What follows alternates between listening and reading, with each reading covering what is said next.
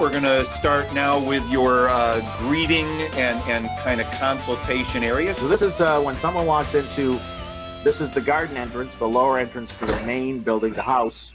I have a little jingle bells there, so if someone sneaks in, I do have a camera system, so if I'm at my digital imaging station, which is way out back, which I didn't bother to show you because it's just a computer and a desk, but it's allows me to see people pull in. But if I happen to miss them, I hear that jingle bell. So here you can see, basically, we built a fake fireplace on the left there that has the sanitizer on it. In the ceiling are what we call eyeball lights, which are swivelable, so that they do highlight the portraits. It doesn't show as much here, but the portraits are the lightest area in the room, so that they really glow.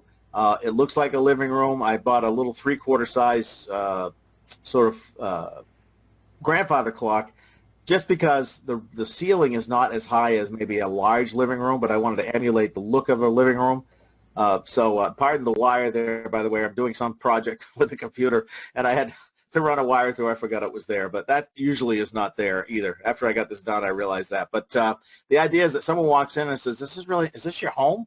They even look at the portraits on the walls, and they'll say, now, is that your family? They think it's my relatives. I'm like, no, my relatives are not nearly that good looking, but thank you. But they love seeing use, and especially over the fireplace or over the sofa, of course. It gives them a size relation. Okay, what are you not seeing? This is so important. We can't talk about this enough.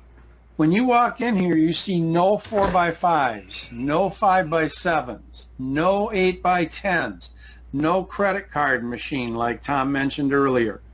This looks exactly like a home, which is why people will say that. Is this where you live? Is this your home, part of your home? Nope, this is my studio part of my home, but thank you for asking. But they can easily visualize how photographs, beautiful portraits, can be used in their home without seeing any of the little teeny things that we don't want them to see. You sell what you show. You sell what you show. So yeah, just a couple of quick notes I want to add to that as well as we watch the video one more time. Is now look at this, and look at this with your own home in mind. You can see how, I mean, if the goal is for it to look like a home, you can do this in your own home. Obviously, the photographs that you're seeing on the walls there, you would maybe want to take those down and put your own photographs of your family up when there aren't clients there, but then you just take your photographs down, you put those images up to show the variety of what you do and so forth.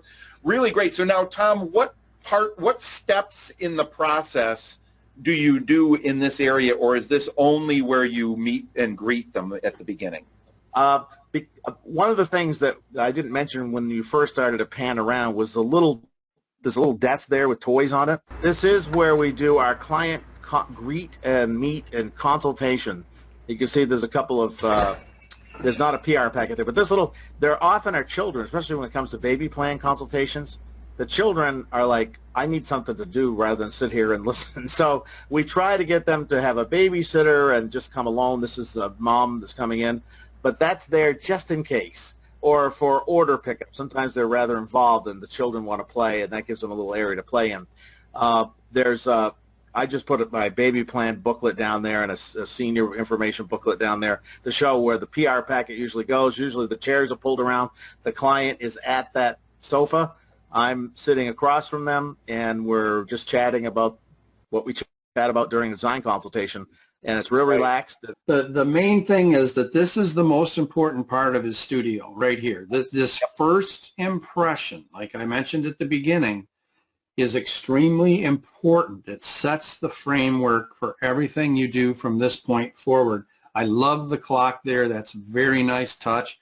And the way the portraits look on your walls, very nice. I can easily visualize it in my home.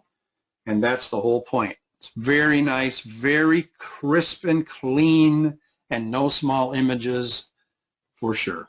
Well, okay, if you're doing a design consultation chat, what do you do when you're presenting the investment or whatever? And I know we talk about this on other parts of the vault, but what do you do when you're talking about smaller sizes since you don't show any?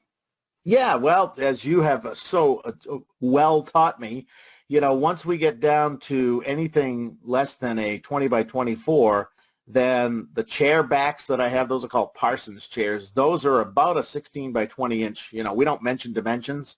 So the back of like those Parsons chairs are about a 16 by 20, and and we go down, and of course the PR packets are about an 8 by 10. The fold that in half, it's a 5 by 7. And again, you know, if someone asks about those sizes, I don't usually get that far down into those, but we talk about the investment in those. So there, you can use other items that are in the home as a reference. Yep.